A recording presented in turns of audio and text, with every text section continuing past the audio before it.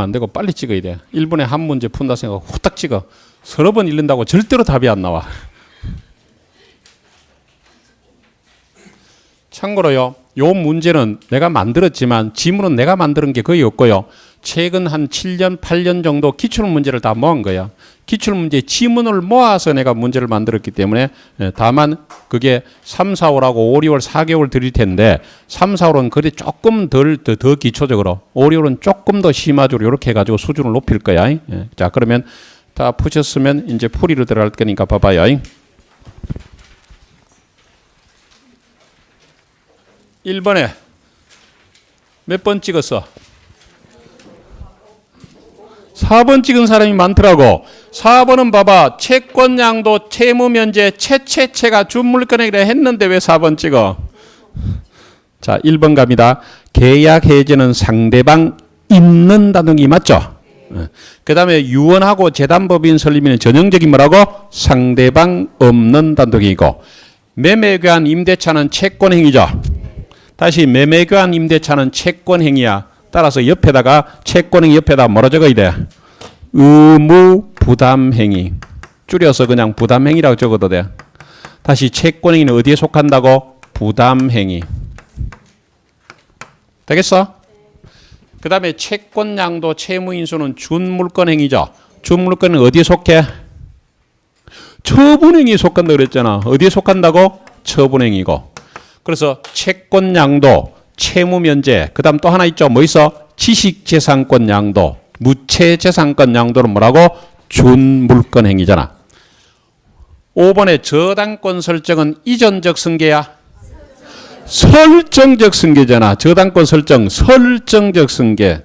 답은 5번. 1번부터 날라갔어? 웃잖아, 안타깝게. 2번. 법률행위에 관한 설명으로 틀린 거죠. 법률행위는 의사표시를 불가결의 요소로 하는 법률 사실이다. 뭐라고? 법률 요건이라고 그랬잖아. 지금 전혀 처음 들은 표정으로 나를 쳐다보면 내가 민망하지.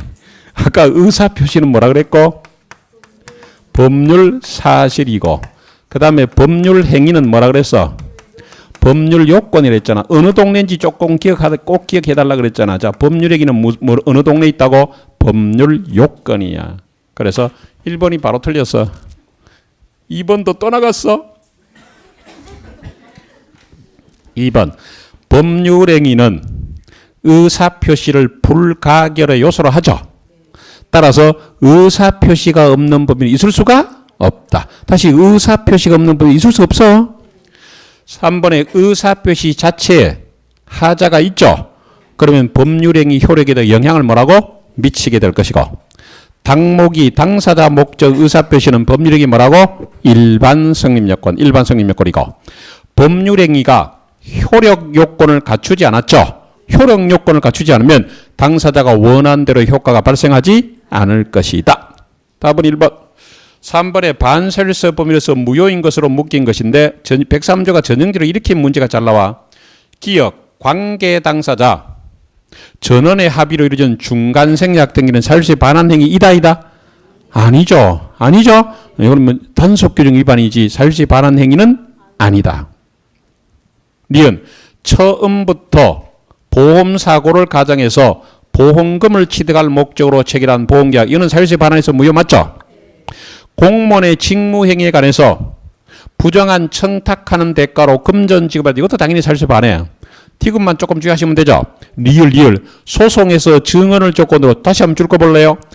통상 용인되는 수준을 넘는 대가. 이렇게 아까 이랬죠. 네가 소송에서 증언해주면 내가 받을 손해배상금의 30% 떼줄게, 이런 거라 그랬죠. 사유세 반환 행위 이다 했잖아. 사유세 반환 행위 이다. 미음의 강제집행 면할이야. 면할 목적으로 허위의 근저당을 설정하는 얘기를 뭐라 그래? 허위표시. 뭐란다고? 허위표시. 통정의표시. 이거는 사유세 반환 행위 이다? 아니다. 사유세 반환 행위가 아니다. 답은 4번. 답은 4번. 넘기시고. 4번에 반사회질서 법률행위에 관한 설명 틀린 거죠. 어떤 일이 있어도 이혼하지 않기로는 약정은 반설식으로 무효 맞죠?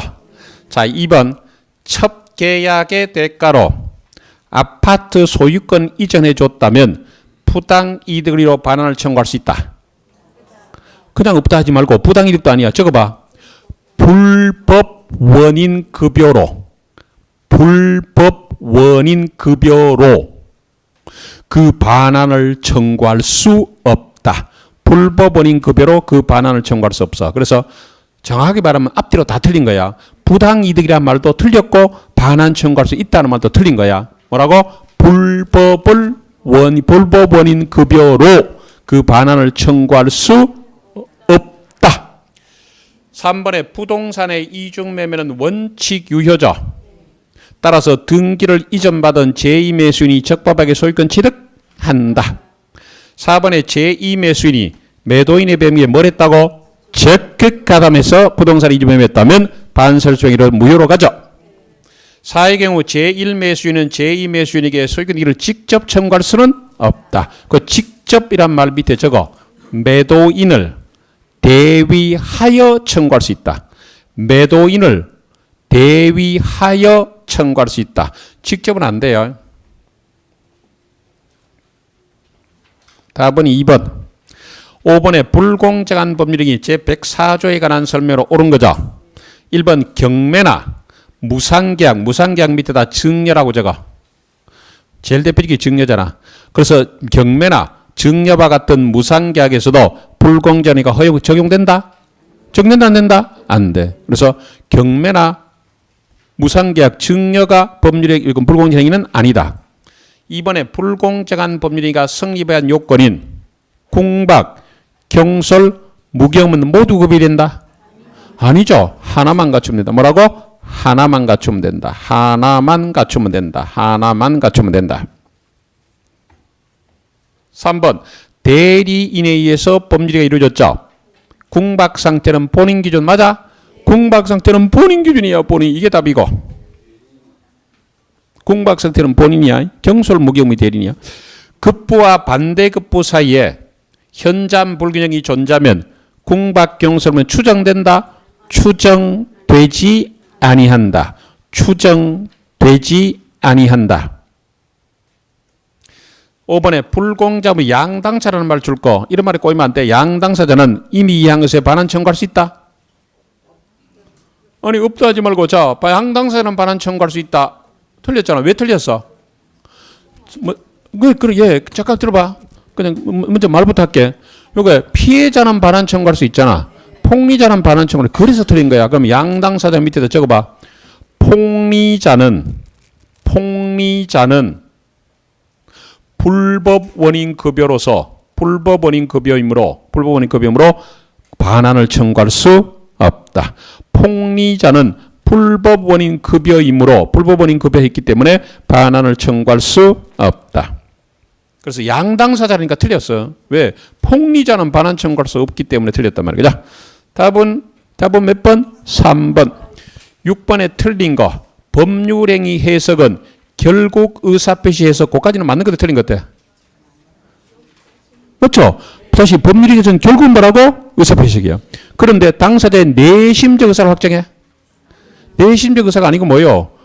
표시상의 객관적음이라고. 뭐라고? 표시상 객관적음. 뭐라고? 표시상 객관적음이야. 표시상 객관적음이. 그래서 아까 이랬잖아. 상대방이 있을 때는 그 사람의 내심적 의사를 마음속 의사를 모른다 그랬잖아. 표시상 객관적음이야. 2번. 당사자의 진정한 의사를 알 수 없다면 뭐로 간다? 표시상 효과성. 법률의 해석은 법률 문제니까 상고의가 되죠.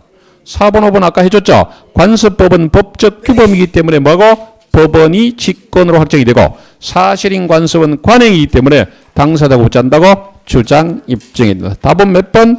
1번. 자, 몇 개 맞았는가? 제출하세요. 자, 오늘 여기서 마치겠습니다. 다음 주 뵙겠습니다. 수고했습니다.